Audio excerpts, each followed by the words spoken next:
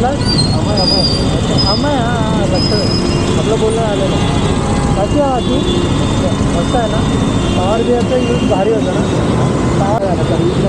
नाही झाली ना थोडं अजून सावकाश चालू 70 काहीतरी बोललं ना ते लोक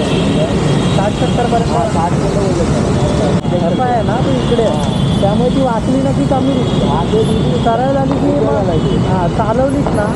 चालवायला लागला 5 मिनिटानंतर नॉर्मल दिसते तर आपल्या फॉलोअर्स पैकी एक फॉलोअर भेटला अमय म्हणून तर त्याने मला मेसेज केलेला